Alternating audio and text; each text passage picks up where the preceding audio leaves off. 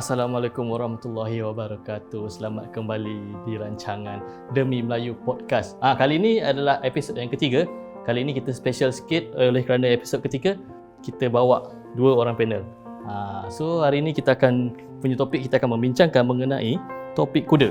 So tajuk utama kita adalah manfaat berkuda pada fizikal dan mental. So kalau yang korang tak kenal siapa lagi dua orang ni, ni adalah specialist dalam bidang berkuda. So dalam episod kali ini kita akan mengupas segala-galanya mengenai kuda. So untuk panel yang pertama boleh kenalkan diri tak, siapa nama? Okay, bismillahirrahmanirrahim. Nama saya Ahmad Husamullah bin Ahmad Fauzi dan umur 30 tahun, baru 30 tahun. Dan saya bertugas di Ikhwan Equestrian. Saya bertugas di Ikhwan Start Farm sebagai salah seorang trainer, dan tempat saya bertugas sekarang ni adalah di Ikhwan Equestrian di Rawang. Sedikit. So mantap-mantap. So pengalaman sejak berapa terlibat dengan kuda ni? Kalau terlibat dengan kuda ni sebenarnya daripada umur 12 tahun. Daripada umur 12 tahun tu memang punca awal itu kita minat lah. Kita minat, jadi bila ada orang macam ada tengah aktiviti berkuda ke, kita duduk tengok kan, lama-lama daripada tim di situlah ajak kita untuk join sekali. Kemudian kita belajar sikit-sikit lah. Mula daripada minat melihat orang berkuda lah. So timbul minat, lepas tu pula orang kat situ macam encourage untuk join, dan sampai hari ni lah. Oh, mantap. So itulah yang kita perlukan. Orang kata apa, istiqomah. Okay, so so tadi macam cik cakap kan, start daripada 12 tahun kan. So berapa lamakah tempoh setiap kuda tu untuk dilatih agar sesuai dengan ditunggang, untuk apa pengalaman manis dan pahit serta apa hikmah semasa menunggang kuda ni lah. Jadi awal tadi tu kan tentang berapa lama tempoh untuk dia tu dilatih. Kan, jadi dia sama macam kalau kita letaklah tahap pendidikan manusia tu, sekolah rendah, sekolah menengah, kan, ada college. Samalah. Setiap seekor kuda tu, contoh kalau kita katalah kuda Arab. Kelebihan kuda Arab ni, semua benda yang kita nak buat dengan dia tu, dia cepat dapat. Jadi ada yang paling cepat kita pernah buat kan, dan kita punya presiden sendiri pun, Tuan Adik Atamimi tu, dia buat paling cepat 3 hari. Dalam masa 3 hari tu, kuda tu dah sama macam kuda yang dah schooling selama 2 tahun. Itu contoh tahap kepandaian kuda. Macam IQ juga lah. Ada juga yang lama 6 tahun, 7 tahun. Jadi tempoh tu dia bergantung pada riding skill dan bergantung pada kuda tu sendiri. Maknanya tempoh dia belajar tu cepat atau fast learner tu bergantung pada baka kuda sendiri ke macam mana? Baka ya, kemudian pada setiap seekor kuda tu macam mana tangan yang menyentuh dia. Kira macam orang behind the scene lah. Contoh kalau macam ambil gambar orang belakang kamera lah. Baik. So itulah tadi itu mengenai sedikit sebanyak mengenai latar belakang kuda macam mana, senang ke susah kan, berapa lama untuk kita membiasakan kuda tu. So macam tadi pengalaman manis dan pahit serta apa hikmah melatih kuda ni. Kalau pengalaman manis tu, dia yang paling indah tu bila apa yang kita memang rancang nak buat terhadap dia tu menjadi. Contoh macam dalam Ikhwan Start Farm sendiri, kami tu antara yang kita sedang kejar target tu, untuk kuda kita ni kita boleh buat apa saja yang kita minta dia buat, dia boleh buat. Macam tu kan. Jadi sekarang ni yang sedang berjalan tu, contoh kalau kita masuk dalam game endurance ke, jumping ke, dressage ke, apa jenis game pun, kalau kita nak masuk dengan kuda yang sama, dia boleh buat. Itu kira orang kata kita punya goal lah. Macam tu. Sebab zaman Rasulullah dulu pun bukannya tiba-tiba seekor kuda dulu kan, dia untuk tu je. Tak. Sebab apa saja keperluan ketika zaman dulu, itulah kuda yang dipakai. Kan? Contoh macam kita sekarang kan, motor. Nak pergi kerja naik motor tu, nak pergi makan naik motor tu juga. Itu contohlah. Kan? Kemudian kalau untuk pengalaman pahit lah, kalau saya sendirilah, pengalaman pahit tu bila ada satu masa tu yang kita terpaksa berpisah dengan dia tu atas beberapa sebab. Jadi itu kita memang bergenang macam orang putus cinta lah. So apa sebab berpisah tu? Kena pindah ke ataupun macam mana? Kalau contoh saya, kadang-kadang kan kita ada pindah-pindah kawasan. Sebab kita dekat Malaysia saja kita ada 10 buah stable. Jadi kadang-kadang kita bergerak. Walaupun baru jumpa sehari, esok nak pisah pun adalah sedih sikit. Perpisahan tu memberikan lah. So biasanya kalau dah berpisah tu, adakah jumpa balik ke atau memang tak jumpa langsung ke macam mana? Akan jumpa balik. Cuma lah macam kita jumpa kawan, lama tak jumpa, padahal semalam baru salam. Macam tu lah. Ya, ada brotherhood punya style lah. Okay, baik. So So okeylah, untuk soalan seterusnya, apakah benar kuda hanya boleh dengan satu disiplin ataupun aktiviti lain? Ini macam yang dah saya terangkan tadi lah kan. Maksudnya ada orang kan ataupun ada setengah trainer tu dia khususkan okey, seekor kuda ni khusus untuk endurance saja. Seekor kuda ni khusus untuk dressage dengan jumping saja. Tapi itulah yang sedang untuk kami sendiri dalam Ikhwan Start Farm ni, kita nak terapkan yang sebenarnya kuda ni adalah multi-purpose dan multifunction. Dia boleh buat semua jenis disiplin. Sebab kalau kita tengok dulu sejarah kan, cukuplah kita ceritakan sejarah macam mana zaman Rasulullah dulu pun kan, bila dia sebut je aktiviti berkuda tu, Rasulullah akan sediakan bermacam-macam game. Lumba jarak jauh, lepas tu lumba perang, lumba ini macam-macam lah kan. Dan kebanyakan para sahabat tu menggunakan kuda-kuda yang sama. Maksudnya bukannya disiplin tu yang mendisiplinkan kuda, tapi kita sebagai trainer, sebagai rider yang menyebabkan kuda tu jadi disiplin. Apa kita nak semua dia boleh buat. Kata apa, kita lah yang menyebabkan dia mendengar kata lah. Apa daripada segi layanan kita pada kuda tersebut yang menyebabkan dia boleh dengar. Okey lah, aku dengar cakap kau lah. Macam tu lah. Okey. So macam biasalah kalau benda nak buat ni semua ada ilmu kan. So macam biasanya apakah persiapan fizikal mental lah, atau apa untuk risikonya melatih haiwan kuda bersasa ni. So apa dia punya persiapan ilmu, segala persiapan mental dan fizikal. Kalau untuk persiapan lah, utamanya dia bila kita dengan kuda ni, dia Mak Saleh cakap kan, when you sit on the horses, you just get just like a one connection. Dia macam ada satu wire tersambung. Kita dengan kuda tu dia jadi satu. Apa kita takut, dia jadi takut walaupun sebenarnya dia berani. Apa kita berani, dia jadi berani walaupun sebenarnya dia takut.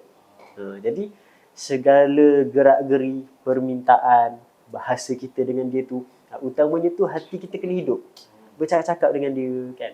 Bercakap-cakap juga dengan apa perasaan kita terhadap mereka tu untuk mereka faham. Kan. Utamanya tu kita dengan apa Allah sendiri nak kena selesai lah kan, bersih, nak kena jernih. Itu pertamalah kan. Kemudian bila kata kuda ni adalah sukan sunnah kan, di sudut mentalnya tu dia menyebabkan seseorang tu perasaan dia tu hidup. Kan, macam saya cakap tadi lah, berpisah sedih. Dia kan kuda je. Kenapa nak sedih? Sebab apa? Inilah kita punya bro, orang kata kan. Macam itulah. Kemudian, bila kata perasaan kita hidup tu, dia seolah-olah macam orang yang dengan kuda ni, hatinya tu, jiwanya tu lembut. Jiwanya tu lunak. Sebab kita bermain dengan bahasa-bahasa hati. Kan, hati kita tu selalu hidup.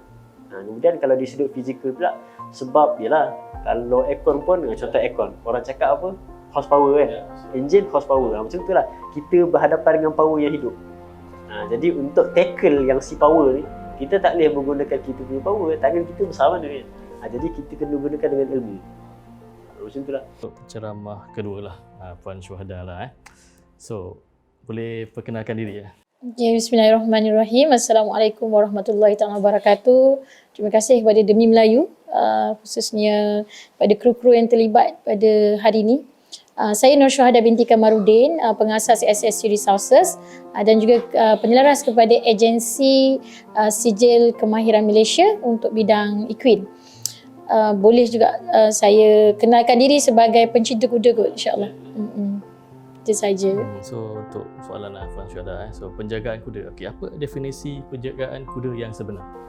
Itulah soalan yang cukup menarik sebenarnya.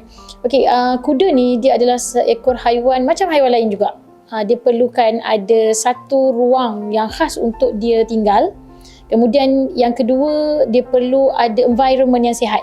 Maksudnya dia kena ada kawan-kawan dia. Okey, yang ketiga, pemakanan dia perlu sesuai dengan fizikal dia, dan yang keempat adalah kerja dia ataupun tugas dia tu sebenarnya keperluan dia untuk berada dekat situ tu kena jelas. Itu maknanya kalau animal welfare pun mereka tetapkan ada 5 prinsip. Maksudnya dia ada makan, tempat tinggal, dan dia boleh menunjukkan behavior dia. Macam contoh dia ni, kuda ni suka berlari, so ada ruang lah untuk dia berlari. Itu untuk definisi penjagaan. Okay. So apa manfaat perapian?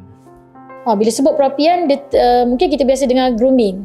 Grooming kalau manusia pun sebenarnya kalau dia grooming, dia akan rasa common sense biasa, dia akan rasa seronok, dia akan rasa ceria. Tapi yang paling menariknya kalau untuk kuda ni adalah dia membantu, dari sudut sainsnya adalah membantu kelancaran darah. kepada badan si kuda dan membuat hubungan baik antara rider dan juga si kuda. Jadi perapian ni kalau bagi saya secara personal adalah satu aktiviti yang tidak boleh ditinggalkan selain daripada makanan dan juga tempat tinggal tadilah. Okay, macam cerita tahu kan, kuda pun makhluk Tuhan, makhluk hidup. So biasanya macam kita pun ada sakit kan. So macam kuda lah, apakah jenis-jenis penyakit yang sering berlaku pada kuda? Okey, bila menyebut tentang penyakit ni pun sama juga macam kita. Mungkin kecederaan tu memang dah common sense biasalah. Kalau dia beraktiviti lasak sikit, mungkin dia tak buat warm up kan. Mungkin dia boleh dapat kecederaan yang kata kecil. Tetapi yang paling biasa dalam dunia equine ni ataupun haiwan yang disebut sebagai haiwan sasa ni adalah penyakit kolik. Penyakit kolik ni berpunca daripada beberapa sebab. Antaranya mungkin kemurungan, dia tak jumpa kawan-kawan dia. Dan juga mungkin waktu makan dia, sebab kuda ni ada jadual je, mungkin pemakanan yang diberikan tu, jadual makannya tu tidak tertentu, dia tidak menentu. Contoh pada waktu dia sepatutnya makan, kita suruh dia buat kerja. Kan, pada waktu dia nak kerja keras, kita bagi makanannya kurang. Jadi antaranya sebab pemakanan dan juga antara sebabnya adalah mungkin dari sudut pertukaran pemakanan tadi tanpa ada pengenalan awal. Jadi penyakit kolik ni kalau boleh kita cari informasinya, kalau di dalam online ni sebenarnya satu penyakit yang banyak membunuh kuda, iaitu kalau orang bahasa kasarnya dipanggil penghadaman dia yang terganggu. Itulah, so maknanya bukan sahaja manusia saja sakit, maknanya binatang ataupun segala kehidupan yang bernyawa ni akan ada kena penyakit. Kalau orang kata apa, macam contoh ahli sukan tak warm up mungkin boleh mendatangkan kecederaan. Sama juga dengan kuda, mungkin kalau macam Puan Syuhada cakap tadi, kalau tak jumpa kawan-kawan ke apa, dia keseorangan, dia kesunyian, macam tu lah, dia lonely. Tak ada masa nak healing. So untuk soalan seterusnya lah, sejauh mana Puan melihat perhatian pemain industri equine terhadap kebajikan kuda? Soalan yang sensitif sebenarnya. Mutakhir ni orang kata apa, kehendak masyarakat ni agak seperti cendawan yang tumbuh selepas hujan. Masing-masing nak ada kuda, masing-masing rasa macam nak beli kuda, masing-masing rasa macam nak ada rasa keakuan kuda tu sendiri. Jadi atas keadaan yang orang kata apa, mengikut trend ni, yang saya sendiri secara peribadi melihat adalah mereka kurang spend time untuk menuntut ilmu dari sudut penjagaan khususnya. Jadi segelintir masyarakat di Malaysia ni yang saya lihatlah secara peribadi daripada pengamatan saya selama hampir 12 tahun ni adalah adanya juga segelintir yang mempunyai sikap sambil lewa. Contohnya adalah apabila mereka meletakkan satu kekangan tu seolah-olah macam yalah harga makanan mahal, jadi sebab tu kami bagi je apa yang boleh. Bagi saya, bila disebut perkataan sunnah tu tidak memberatkan, dan sudah pasti sunnah tu ada kebaikan untuk si kuda dan juga kepada rider sendiri ataupun pemilik kuda.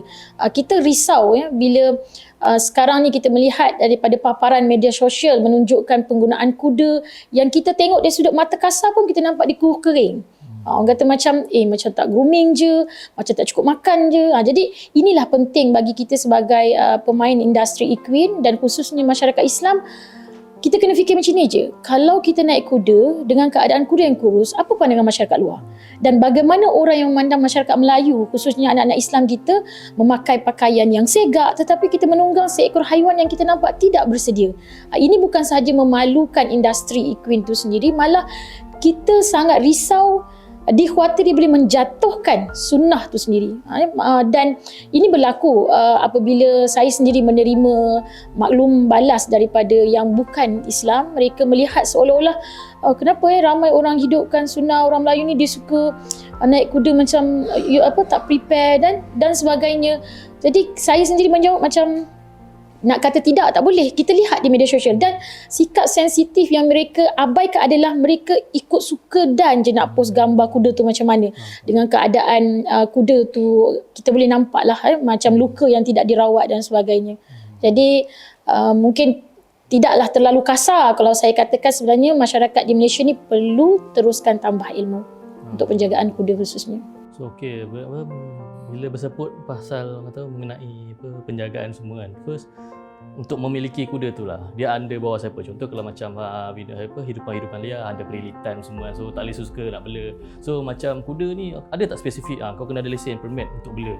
So macam mana? Okey, ini juga adalah satu soalan yang agak viral dah mutakhir ni apabila kadang-kadang pihak berkuasa seperti mana yang saya sebut tadi, pihak kerajaan sebenarnya tidak pernah menghalang untuk aktiviti yang ada kebaikan. Tetapi apa yang berlaku kerana kurangnya informasi dan juga sikap ingin mencari tahu tu agak kurang, jadi mereka telah abaikan yang mana untuk memiliki kuda tu sendiri atau sesiapa sahaja yang memiliki kuda dan menyediakan aktiviti itu untuk masyarakat luar iaitu buat servis, mereka perlu mendapatkan kebenaran daripada Jabatan Veterina khususnya perlesenan. Dan bagi mereka yang ingin mengendalikan aktiviti kuda, tambahan lagi bila melibatkan anak-anak kurang upaya daripada Jabatan daripada Kementerian Pendidikan sendiri, mereka perlu mempunyai ilmu yang diiktiraf.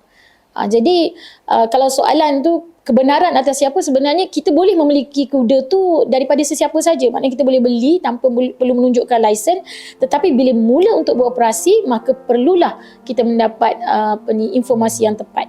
Kerana kita sendirilah sebagai pemain dalam industri, saya sendiri sebenarnya kita sedih kalau ada pemilik-pemilik stable yang cuba untuk bertikam lidah dalam hal-hal yang melibatkan perlesenan.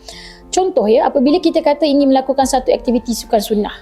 Nama pun sunnah. Bila sunnah ni macam awal saya sebut tadi adalah benda yang memberi manfaat. Kenapa kita nak menyediakan satu keadaan sukan yang baik, aktiviti yang baik ni dalam keadaan kerajaan menentang kita ataupun kerajaan tidak suka, tidak membenarkan, malah mungkin kuda kita akan dirampas atau pemilik stable akan disaman. Jadi janganlah sampai nak tunggu keluar pada media sosial baru kita nak ambil tindakan kan.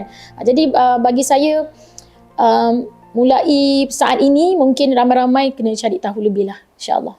So tadi ada cakap sikit mengenai kuda dirampas kan. Ada pernah jadi kes ke kuda dirampas? Okey, setakat ni dalam rekod pada tahun 2022 dalam rekod Jabatan Veterina dan juga rekod daripada Persatuan Haiwan, memang ada kuda yang dirampas kerana kudanya terlepas ataupun tidak diberi perhatian. Jadi ada kejadian yang berlaku di Ampang di Bukit Belacan, 3 ekor kuda orang kata sekeluarga mereka sedang makan sampah. Jadi sangat sadis dan bagi saya tindakan pemilik stable pada waktu itu mungkin dia tak kunci stable ataupun memang dah lama tak tengok kuda. Jadi kudanya terbiar dan mengganggu lalu lintas dan membuatkan kuda itu dirampas oleh pihak berkuasa dan diletakkan di satu stable. Jadi itu pernah berlaku sebenarnya. So, sebenarnya kalau sama jugalah macam kalau kita bela haiwan-haiwan lain ke, tak kisahlah kucing ke apa ke, kalau boleh jagalah haiwan tu sebaik mungkin. Kalau macam jenis kuda ni, kalau bila dah terlepas agak mengganggu lalu lintas lah. Kucing pun kalau lari kita nak tangkap pun susah, ni kan kuda. So kita dah cukup dengan info-info yang dah diberikan. So kita bertemu sekali lagi lepas ni. So kita lihat sebentar seketika. Okey, terima kasih kerana setia bersama kami di podcast Demi Melayu episod ketiga.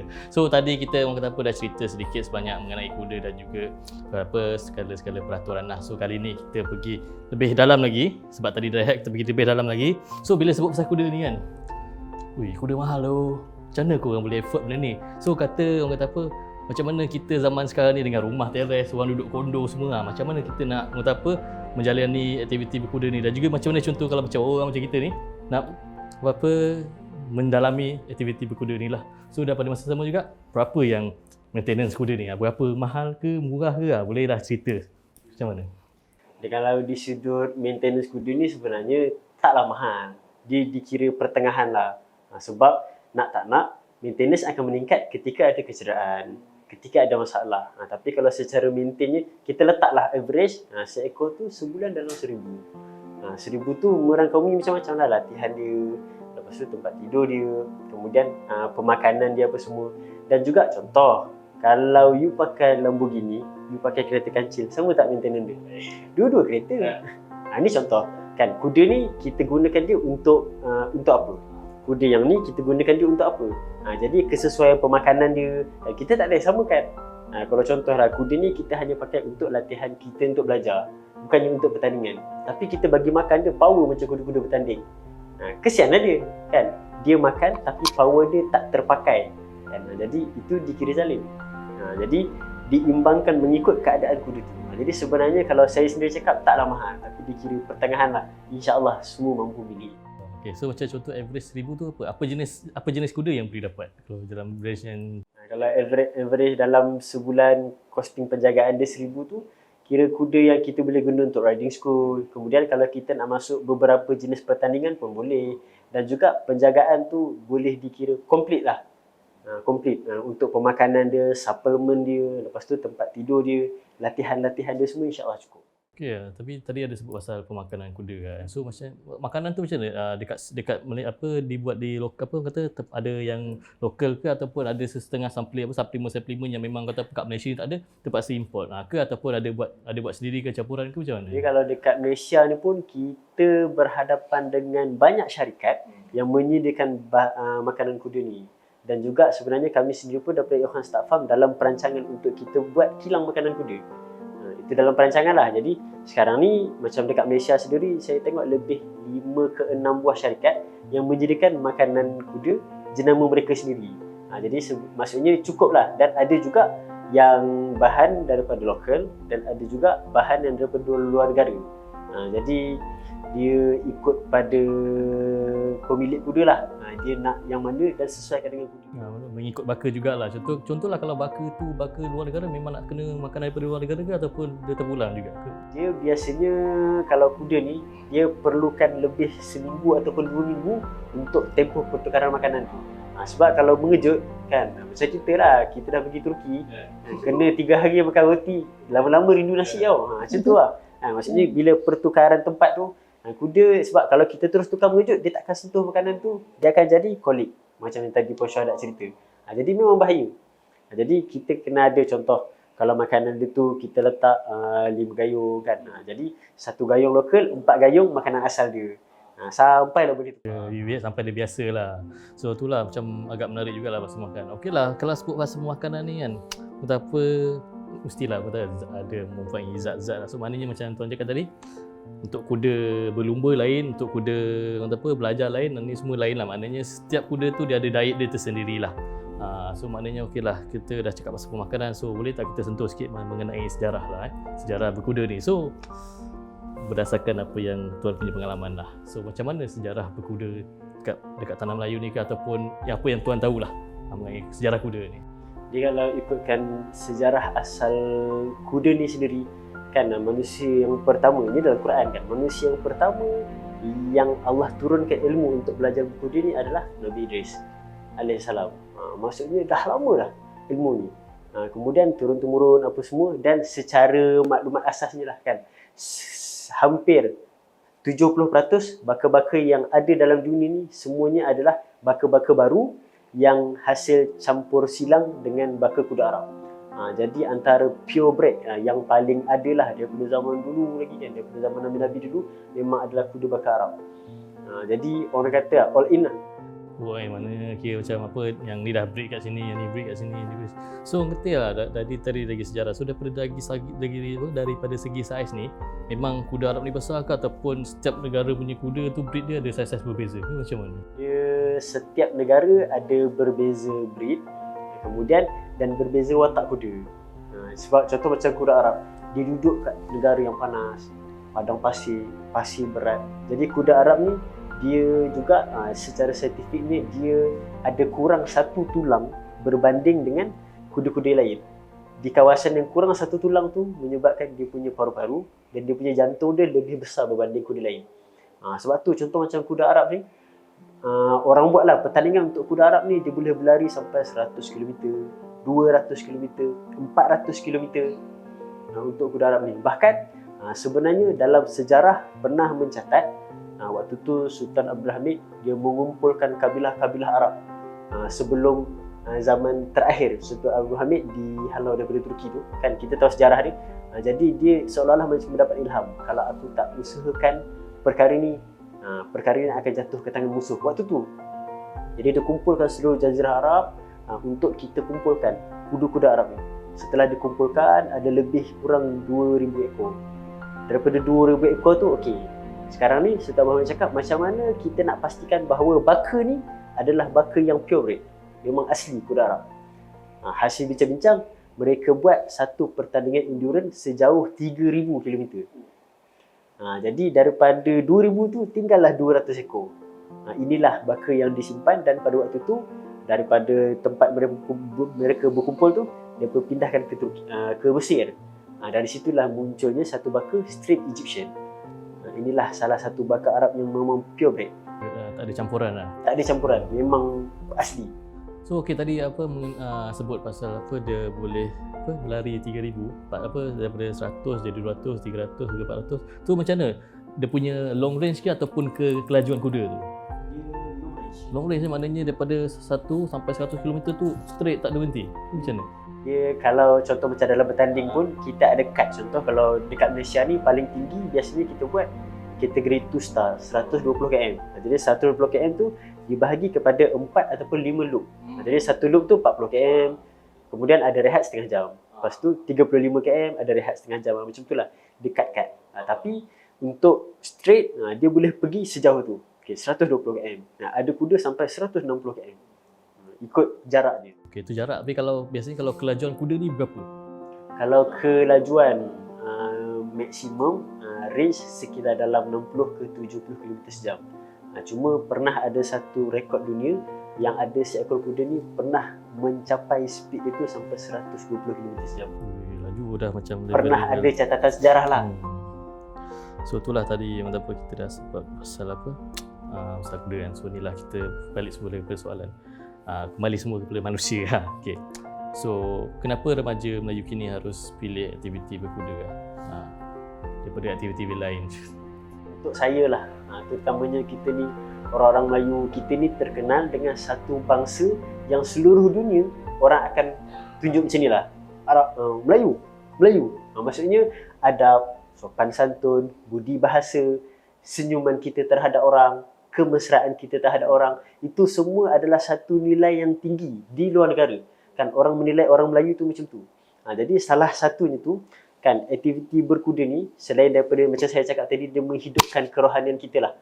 Kemudian dia menambah kecergasan, melatih watak kepimpinan. Sebab apa? Walaupun seekor kuda kita tak boleh nak kontrol, macam mana kita nak mengawal satu ummah? Kalau contohlah kan, kita menjadi satu ketua kepada syarikat, kita jadi seorang ketua kepada sesebuah company ke, kan macam mana kita nak menguruskan? Kan ada banyak unit, banyak aktiviti dan lain-lain. Macam itulah. Okey, baik. So kan dah bersama kuda ni daripada umur 12 tahun kan. So mesti dah banyak pengalaman. So agak-agak pernah tak masuk pertandingan ke, competition ke? Kalau pertandingan-pertandingan memang dalam Ikhwan Start Farm sendiri tu kita menyediakan beberapa atlet lah. Ada atlet yang memang kita fokuskan untuk endurance, yang berlari jarak jauh tu kan, sukan kuda lasak. Kemudian ada atlet juga yang kita fokuskan untuk horse jumping, untuk yang kuda lompat-lompat tu. Dan juga ada juga atlet yang kita fokuskan untuk dressage, yang ajar kuda menari, untuk riding skill. Tapi kita juga galakkan kepada rider-rider kita tu untuk mencuba semua jenis pertandingan. Sebab untuk meningkatkan tahap kemahiran kita dalam driving contohnya, ada parking, ada naik bukit. Lepas tu kalau motor ada yang brake mengejut apa semua kan. Contoh sama juga dengan kuda ni, kita tak boleh cakap bahawa kita dah pakar dalam satu benda. Itu sangat tak digalakkan. Tapi kita kena cakap aku masih belajar dalam sesuatu perkara. Macam itulah. So okeylah kalau macam nak fahamkan kuda ataupun nak master dalam kuda ni, ambil berapa lama ke memang tak ada limit, maknanya setiap masa hanya perlu belajar macam mana? Sebabkan contoh ada 10 ekor kuda, kita mengenali 10 watak. Ada 100 ekor kuda, 100 watak. Jadi selama hidup kita memang kita akan duduk dengan kuda yang sama ke? Kan kita akan jumpa macam-macam. Jadi kita tak berani cakap lah yang memang kita dah betul-betul pakar ke, tak. Cuma belajar tu kita akan terus dapat ilmu sekiranya kita nak belajar. Macam tu. Pernah tak dapat kuda yang degil, yang paling nak, sebab selama ni contoh kalau dah buat 10-20 ekor kuda kan, semua okey, tapi pernah tak jumpa satu kuda yang betul-betul agresif lah? Pernah jumpa tak? Dia pernah lah, macam saya sendiri kena tendang pernah, kena gigit pernah, kita naik-naik kena lambung pernah.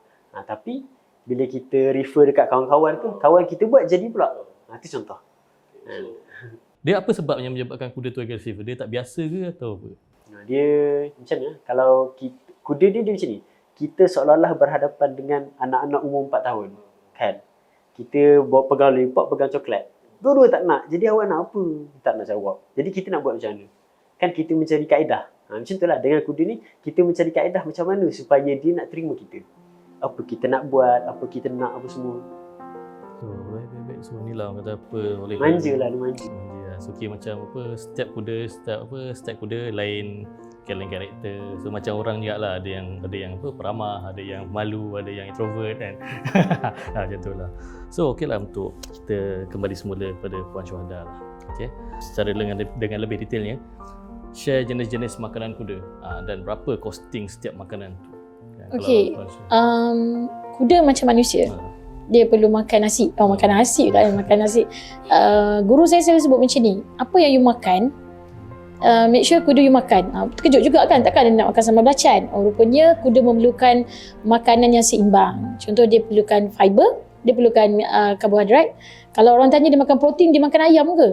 Tak, dia makan daripada sumber ke kacang. Contoh daripada soya tu sendiri. Dan memang makanan kuda ni sebenarnya sampai sekarang masih ada lagi orang selalu pertikaikan, taklah orang kampung boleh makan bela kuda ni, bagi hampas kelapa pun boleh, bagi hampas soya pun boleh, bagi nasi pun boleh dia kata. Kalau dah lapar tu boleh. Soalan dia kalau kita macam mana? Okay, berbalik pada kita dan berbalik pada seperti Encik Usam sebut tadi adalah bergantung pada aktiviti dia jugalah. Tidak adil ataupun kita zalim kepada dia kalau dia contoh dia bekerja keras. Jadi kita bagi dia hanya makan biskut je cecar air teh kosong kan. Jadi kuda dia perlukan makan. Kalau di luar sana kita buat research, sebenarnya ramai yang tahu kuda ni harga dia mahal je. Mahal tu kenapa? Okay, so dia perlukan makanan yang daripada sumber protein tadi, dia perlukan ada soy dan kita perlu tambahkan minyak sedikit. Kalau waktu saya belajar dulu, tujuan untuk kita menambahkan dan juga tambahkan garam. Secubit garam. Garam ni kalau makan banyak dia jadi mudarat, tapi sikit tu perlu untuk keseimbangan badan dia.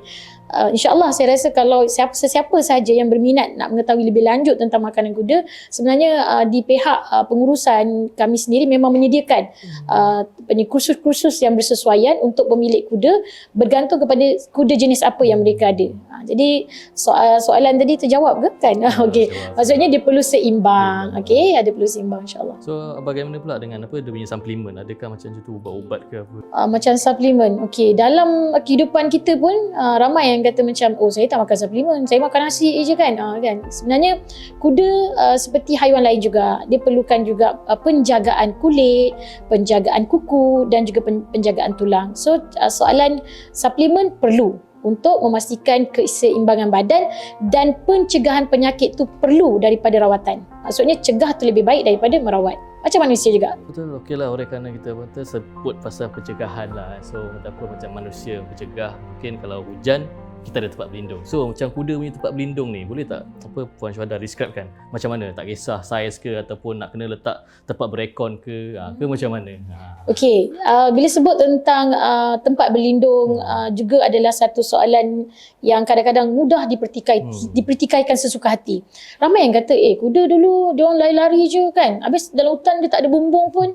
Hello. Kan? Jadi soalan dia, siapa yang bawa kuda tu pergi ke taman sekian-sekian? Kita kan. So jadi kita bertanggungjawab menyediakan tempat yang menghalang panas dan juga hujan. Kalau dalam pembelajaran yang saya belajar, dalam kursus-kursus yang saya ambil adalah melihat kesesuaian saiz kuda tersebut. Contoh macam kalau di Ikhwan Start Farm, dia ada seekor kuda yang badan dia besar. Saya panggil dia macam anak gajah lah. Ada yang panggil dia dinosaur juga. Jadi tak sesuai kalau kita letakkan dalam saiz 10x10. Dia nak masuk pintu pun dah tak boleh nak keluar kan. Okay, jadi macam tu juga bila kita dah ada lori, takkan kita nak guna parking biasa. Okay, so soalan dia ataupun jawapan kepada soalan, saiz standard untuk kuda bersaiz bawah 16 hand ataupun poni adalah 10x10 dan lebih daripada tu adalah 12x12. Ada yang juga sebut kalau penginapan kuda ni harga dia berbeza-beza. Okey, bergantung kepada di mana kita letak kuda kita. Ada yang memang di Malaysia ni ada yang mereka memiliki stable ataupun kandang kuda dan menyediakan penyediaan penyewaan, tapi diorang ni bukan duduk kondo lah. Okey, mereka duduk di tempat yang ada pagar Maknanya dia berdinding, ketinggian dinding dia tu bawah 4 kaki, lebih kurang 4 kaki, mengelakkan supaya kuda tu mudah untuk keluar dan juga mengelakkan tersangkut bahagian leher. Jadi saiz dia adalah 12x12 dan bumbung dia, ketinggian bumbung tu adalah perlu untuk mengelakkan kita macam ibarat jangan letak di bawah oven lah. Contoh kalau cuaca panas. Jadi cuaca panas dan pergerakan kuda tu dia boleh kita panggil pergerakan yang mengangkat kedua kaki depan dan boleh tersangkut kepala dia dekat bumbung ataupun kena kipas. Jadi ketinggian dan juga kelebaran tu bergantung kepada jenis kuda apa yang kita nak letak. Bergantung pada saiz dan juga breed lah. Okay, betul. So tadi sebab apa dah sebut pasal tu kuda yang tiba-tiba kat hutan dilepaskan kat taman apa semua. So kadang-kadang kan macam saya terfikir kan, macam bila kita tengok movie kan, kadang macam dekat banjaran tu semua macam banyak-banyak kuda. Itu kuda liar ke ataupun kuda dibela ataupun memang kuda ni memang asalnya habitatnya dilepas yang itu ataupun memang ada owner atau ada pengguna? Ada tuan. Ini kalau nak kupas ni dia kena panjang sangat. Kena ikut satu trip ikhwan equestrian. Mereka pernah membawa cerita yang saya sendiri tengok secara live. Mereka mempunyai keluasan tanah 110 ekar dan kuda mereka dibiarkan bebas. Maksud bebas tu sebenarnya kuda ni fitrah dia adalah lahir dia adalah untuk berlari. Dia sangat sukakan lari dan ada disebut kuda itu berlari dan bila dia berlari tu itulah fitrah dia. Jadi soalan tadi, adakah kuda-kuda tu kuda liar? Kalau di Malaysia itu memang kena apa orang kata soalan dia tu memang kena ni dah kenapa ni? Itu memang mungkin terlepas. Mustahil di Malaysia dibiarkan. Kerana dekat Malaysia setakat ni yang saya tahu keluasan satu tempat kandang kuda iaitu 400 ekar hanya ada di Perak. Itu pun dibahagikan beberapa tempat iaitu National Stud Farm. Di Malaysia kalau paling besar yang saya pernah lihat adalah diletakkan kuda-kuda yang menanti saat-saat pemulihan penyakit ataupun mungkin dah usia tua iaitu di UPM. Okey, jadi kuda ni sebenarnya adalah habit dia ataupun fitrah dia suka berlari dan janganlah kita letakkan seekor kuda tu macam kita letak hari ni minggu depan bawa keluar. Itu sangat zalim kepada kuda tu. Jadi kalau sebaiknya kita ada jadual. Contoh kuda tu dia akan diletakkan dalam kandang contoh waktu malam, waktu hujan dan juga waktu yang setelah digunakan untuk riding, maka waktu dia berehat dan makan. Yang lain tu sebaik-baiknya diberilah mereka kebebasan.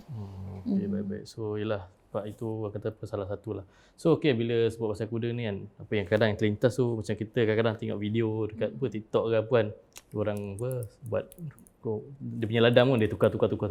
So tukar ladam tu macam mana? Ada perlu ke ataupun kenapa dia kena perlu tukar ladam? Okey, dalam surah Al-Adiyat ada disebutnya dalam firman Allah SWT dia kata mengeluarkan percikan api. Jadi kalau kita fikir kuku dengan batu boleh keluarkan api? Adakah mungkin besi bergesel dengan api? Jadi kita tunggulah mungkin jawapannya selepas ni. Tak, maksud saya persoalan tentang ladam ni juga menjadi pertikaian dan ada beberapa yang saya baca sekarang ni dah ke arah kepada mereka kata tak payah letak ladam. Saya pun dulu belajar kuda ni sebenarnya mana ada zaman dulu tak ada siapa pun pasangkan ladam. Benarkah? Sedangkan peradaban daripada zaman Nabi Musa sendiri, pada zaman Nabi lagi mereka mempunyai kemahiran menukang. Besi itu boleh dibentuk-bentuk mengikut kemahiran si penukang. Jadi mustahil lah kalau dulu tak ada besi. Jadi kalau tanya dekat saya, kalau kuda saya pakai ladam. Kuda saya pakai ladam dan pertukaran ladam itu padanya adalah satu benda yang saya lihat. Kuda saya gembira bila tukar kasut. Macam kita lah kan, kasut tu boleh haus. Kalau macam kuda, bayangkan berat badan dia yang mencecah hampir 400 ke 500 kg dan dia berjalan di atas ruang yang ada batu, maka benda tu akan terhakis. Jadi kita berilah pada hak sebaiknya kepada dia. Tapi mungkin kita tidak menolak. Ada yang mereka memutuskan untuk kuda saya tak payah pakai ladam. Itu sajalah mungkin terpulang kepada pemilik. Kita kena banyak lagi membaca, banyak lagi mengkaji ilmu dan yang paling seronok adalah kita melihat karakter si kuda tadi. So maknanya sebaik-baiknya pakai atau tidak ke memang sepatutnya pakailah kan? Kalau macam kita kena pakai kasut lah kan? Macam tu lah, jadi bagi saya kuda saya pakai ladam lah. Macam tu. So ladam ni berapa kali kena tukar? Sekitar 35 ke 45 hari sepasang ladam kaki depan dan belakang tu harus ditukar mengikut keadaan aktiviti juga. Kalau kita lihat kuda tu kita pakaikan 4 kaki dan ada yang dah nampaknya macam longgar ataupun boleh mencederakan, maka di waktu itu berhentikan aktiviti. Saya melihat sendiri depan mata saya, mereka ibarat tak apalah, nanti dah cukup masa baru tukar. Sedangkan kaki kuda tu dah sebelah tercabut. Bayangkan kita pakai kasut, sebelah kita pakai ada tumit, sebelah tak ada tumit. Apa perasaan kita dan apakah yang berlaku dengan susuk tubuh badan kuda tadi? Jadi ini perlunya ada ilmu untuk melihat kejadian kuda tu. So macam dia macam tak selesa lah, macam tak balance lah. Dan kalau nak pergi berjalan-jalan pun agak segan lah dia kan, sebelah kaki je. Okey, tu nampaknya tadi kita dah berbincangkan tentang sejarah kuda dan juga apa latar belakang kuda dan juga last tadi mengenai ladam. So kita rehat sekali lagi dan jumpa sekejap lagi. Dah rehat, dah minum air, so kita kembali lagi lah. So tadi kan ada orang kata apa, sentuh sikit mengenai sejarah kuda, asal dari mana apa semua kan. So kali ni kita orang kata apa, demi Melayu kita kena kaitkan sikit dengan Melayu lah. So okey lah, apa kaitan dunia berkuda dengan sejarah alam Melayu? Kalau untuk berkuda ni dengan sejarah alam Melayu jadi sebenarnya kalau kita di Malaysia atas nama orang Melayu sendiri tu kita belum ada baka khusus. Contoh macam dekat Indonesia ada, China ada, apatah lagi macam negara-negara Europe, bahkan Arab sendiri mereka memang ada kuda khusus yang baka mereka. Tapi kalau kita di Malaysia memang tak ada. Sebab Malaysia ni terkenal sebagai sebuah negara yang mereka merantau tu dengan berjalan kaki. Bahkan ilmu-ilmu persilatan dulu pun kita ada dengar ilmu lipat bumi lah, macam-macam kan. Jadi kalau untuk dikaitkan dengan sejarah Melayu tu sebenarnya kalau untuk pengetahuan semua kan, untuk pengetahuan abang juga lah, ada satu artikel sejarah yang menceritakan bahawa ketika pertabalan Sultan Muhammad Al-Fatih menjadi sultan ketika itu kan, salah satu tentera di kalangan tentera Sultan Muhammad Al-Fatih itu adalah beberapa orang-orang Melayu. Bahkan dalam dalam sejarah juga mencatat bahawa mereka tu memakai baju Melayu dan bertanjak menghadap tuanku ketika itu. Jadi ini salah satu bukti bahawa sebenarnya kepribadian Melayu ni sebenarnya dah lama diangkat dalam sejarah. Tak pasti cerita ni kita tahu tak. Kemudian bahkan salah seorang tentera yang menghadap Sultan Muhammad Fatih pada waktu itu adalah Hang Tuah. Jadi kita ambil pula di sudut pergerakan mereka macam mana? Kapal, apa lagi kenderaan yang dipakai? Kuda. Itu salah satu.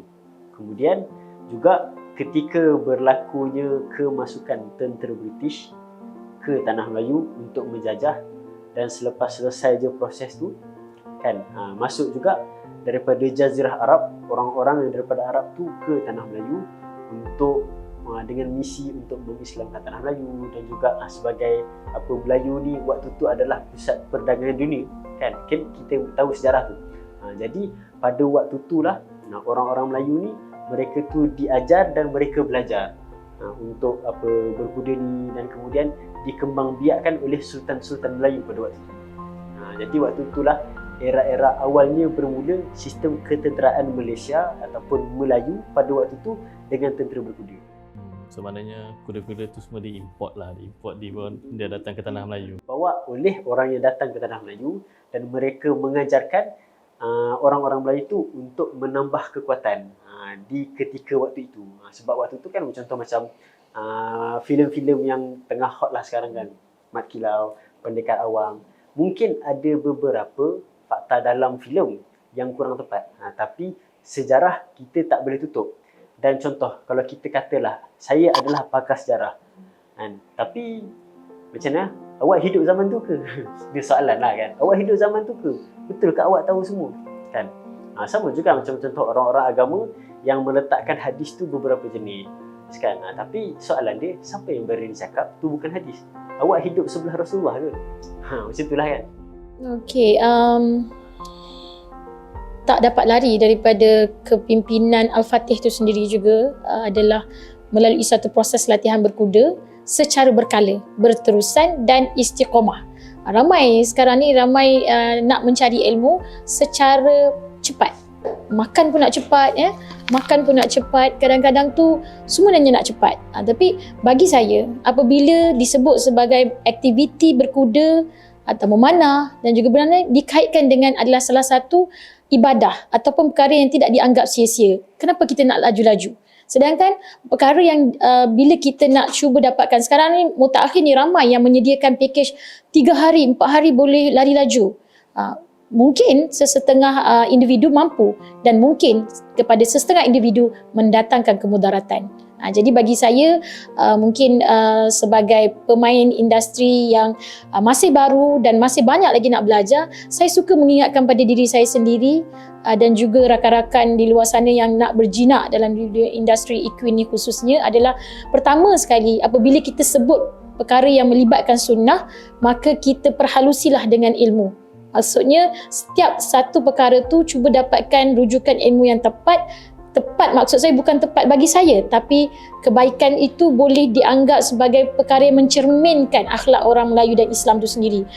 Contoh awal tadi yang saya sebut adalah apabila sebagai seorang Melayu, seorang anak Islam, mereka perlu menjadi contoh kepada pemain-pemain industri ataupun kepada masyarakat luar. Tambahan lagi sekarang ni bila disiarkan dalam TikTok dan sebagainya, jadi kita tahu benda ni akan berlaku sebaran dan tersebarnya kepada mata-mata masyarakat kat luar, kita takut ia menjatuhkan maruah Islam itu sendiri. Okey, dan kepada pemilik kuda, jangan rasa berat ataupun jangan rasa berat hati atau gundah gulana dengan akta-akta yang telah wujud di Malaysia ini untuk kebaikan kuda ataupun haiwan.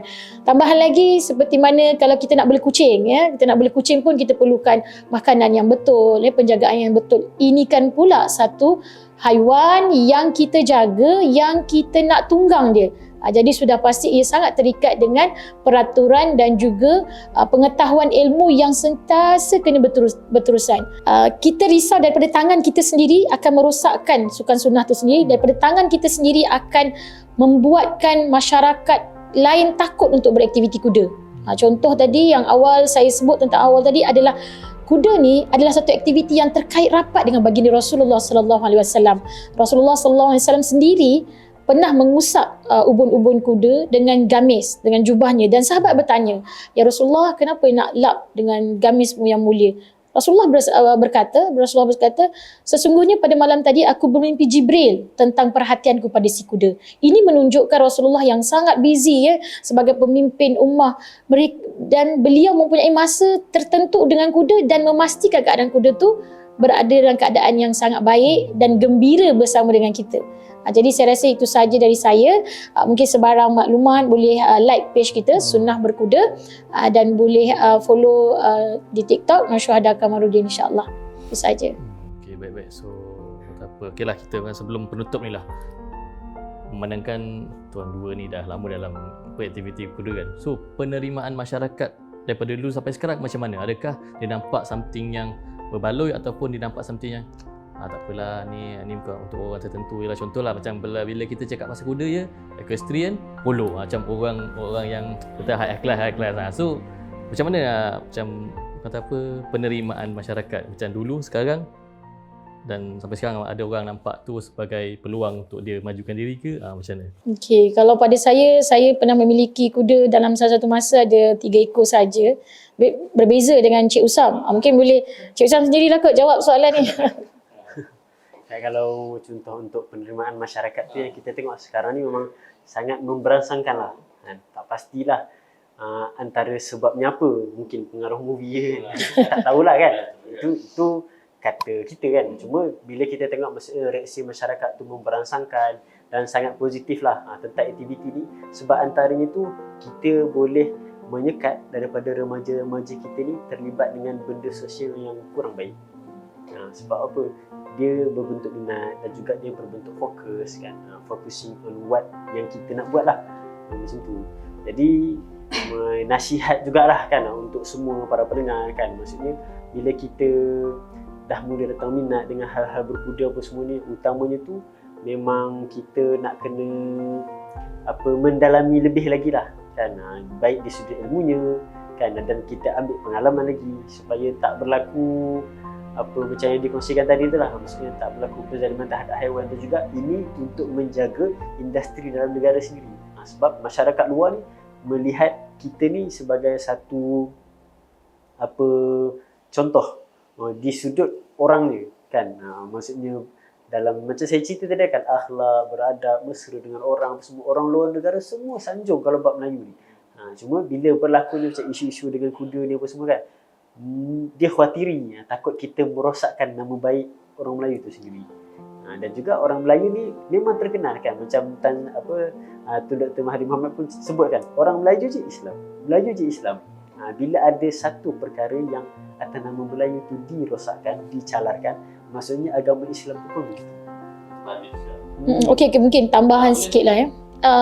Kalau kita benar-benar sayangkan sukan sunnah ataupun sayangkan kuda tu sendiri, kita kena ada satu sikap yang bagi saya, satu adalah sikap berlapang dada untuk sentiasa mewujudkan kasih sayang kepada pemilik kuda, di antara pemilik kuda dan juga pemain industri. Kita tak timbullah masalah macam mungkin tadi awal bila kita kata kuda ni hanya untuk orang tertentu. Sebenarnya jawapannya tidak. Untuk pengetahuan para penonton semua, di Selangor saja kita mempunyai lebih kurang hampir 50 buah stable atau kandang kuda yang dimiliki lebih daripada 150 orang pemilik kuda. Jadi itu cerita Selangor, belum cerita Kelantan dan Kedah lagi ya. Jadi bagi saya, kita jadikan komuniti berkuda ni adalah satu lapangan untuk kita berkasih sayang, menyatukan hati, mewujudkan keselarasan dalam kita menghidupkan sukan sunnah Rasulullah SAW ni. So yang tadi ada lebih 50 ekor kuda tu, 50 buah stable. 50 buah stable tu milik persendirian ke ataupun yang saya sebut tadi adalah milik persendirian. Tidak termasuk pusat yang beroperasi sebagai pusat lumba kuda ataupun dimiliki oleh bahagian keselamatan. Jadi itu adalah pemilik stable yang sebenarnya kita di dalam Malaysia ni ataupun di Selangor ni sendiri belum lagi ada satu kesatuan hati sebenarnya. Jadi mudah-mudahanlah insya-Allah dengan kita melihat perkembangan yang begitu memberansangkan setelah tahun 2020 hari itu, maka kita ambil peluang ini untuk mungkin insya-Allah demi Melayu sendiri menjadi medan untuk kita mengumpulkan pemain industri lepas ni mungkin. So pernah tak dapat funding daripada kerajaan ke ataupun memang kerajaan menyokong aktiviti ini? Soalan yang menarik dan saya rasa mungkin dapat like banyak kot jawapan ni. Okey. Beginilah sebenarnya saya tak boleh sebut sebagai satu benda yang sedih tentang sebenarnya kuda tidak berada di bawah mana-mana kementerian. Okey, jadi sebenarnya siapa bapa kita? Okey, hanya yang berada adalah di bawah jabatan Veterina Malaysia, itu pun bahagian penyakit berjangkit dan juga kebajikan. Itu sahaja. Jadi soalan tentang funding daripada kerajaan setakat ini sebenarnya mungkin dalam maklumat saya tak terima, tapi setahu saya dalam sepanjang 11 tahun dalam industri ni tidak ada mana-mana kandang kuda yang menerima perbelanjaan jika mereka seorang usahawan dan mereka boleh dapatkan mana-mana grant. Masih belum ada lagi. Jadi insya-Allah saya yakin dan percaya dengan keselarasan hati kita, dengan komuniti kita ni, tak mustahil kerajaan akan memandang. Dan kita pun sendiri daripada SSC Resources bekerjasama dengan Jabatan Veterina dan juga Persatuan Haiwan Malaysia, kita sedang merangka agar pemilik-pemilik kuda itu disatukan dari sudut keselarasan servis yang mereka gunakan. Sebab kadang-kadang di Selangor sendiri tempat tu juga ada riding school, tempat tu juga untuk outride. Mungkin itu tidak ada kluster. Jadi mungkin kerajaan agak confused dan agak menyukarkan bagi pihak Jabatan Kemahiran Malaysia apabila tidak ada statistik yang khusus daripada pemain sendiri untuk direkodkan di bawah Kementerian Sumber Manusia. Jadi insya-Allah mungkin lepas ni kita usahakan ke arah itu. Okey, kita dah nak ke penghujung sesi lah. So penghujung sesi ni apa harapan dan juga apa yang nak diluahkan lah mengenai kuda-kuda ni. So salah-seorang lah boleh lah. Harapan saya secara peribadi sebagai seorang pemain industri yang masih banyak lagi nak belajar, dan kita mengharapkan sudah pasti kita mengharapkan sukan ataupun aktiviti berkuda ni sebenarnya terus berkembang dengan sihat dan murni, tanpa memberikan kemudaratan kepada kuda atau memberikan kemudaratan kepada pemilik kuda sendiri. Jadi bagi saya kita pun sudah maklum ya, sebenarnya Akta Kebajikan Haiwan juga termasuk kuda telah dikuatkuasakan pada tahun 2017 lagi. Jadi mungkin ada sedikit ketirisan maklumat yang tak sampai kepada pemilik kuda ataupun pemain industri. Mungkin tahun 2024 ni yang ramai menantikan sesuatu yang agak luar biasa. Mari kita sama-sama ambil peluang 2024 ni untuk kita lebih cakna tentang kebajikan khususnya untuk kuda, dan kita lebih cakna tentang keperluan menghidupkan sukan sunnah ni agar dipandang murni ke peringkat antarabangsa, insya-Allah. Dan untuk kami pula, saya mewakili kami punya Presiden Tuan Dr. ini, Presiden Orang Staff Farm. Untuk saya sendiri tu menasihati dan mengajaklah kepada semua para penonton kan. Mungkinlah tiba-tiba lah hati tu dah berbunga-bunga kan. Dah timbullah rasa ingin tahu, rasa nak belajar apa semua tu kan. Peluang terbuka kepada semua, dan bila kata kita nak belajar tu, kita nilailah betul-betul dengan hati kita tu ke mana kita pergi. Di situ biarlah orang yang betul-betul boleh memandu dan menunjukkan pada kita tu dengan cara yang betul. Macam itulah supaya tak berlakunya ketaksiimbangan dan dikhawatiri berlaku risiko yang akan menjadi bahaya kepada diri kita sendiri. Dan juga mungkin saya lah kan mewakili kami punya Presiden Tuan Dr. ini ingin mengucapkan berterima kasih banyaklah kepada Demi Melayu kan, mengajak kita, menjemput kita ke sini dan menjadi satu wadah lah untuk kita bercerita dan berkongsi lah tentang dunia kuda ni sendiri. Dan sebenarnya untuk kita kan para remaja kan, maksudnya kan ada lagu kan, bertiktok dengannya. Daripada kita membuat satu benda yang sebenarnya tak memberi satu benda yang sihat lah kepada kita, lebih baik kita carilah aktiviti. Bukan suruh berhenti kita carilah aktiviti yang boleh menambah kita tu menjadi orang yang lebih sihat, lebih cergas, lebih berguna kan. Dan sebenarnya untuk kami sendiri, antara kita punya cita-cita lah kan, daripada Ikhwan Staff Farm ni, kita target kalau boleh sampai satu hari nanti orang Melayu sendiri kita dapat iktirafkan dan kita boleh isytiharkan kepada dunia bahawa kita sudah ada baka kita sendiri. Itu menarik, cita-cita yang lah. Target yang best lah. Mungkin laman sosial mungkin ramai nak kenal Ikhwan. Kalau untuk laman sosial, kita ada beberapa akaun lah kan, jadi boleh masing-masing search Ikhwan Equestrian dan juga Ikhwan Staff Farm.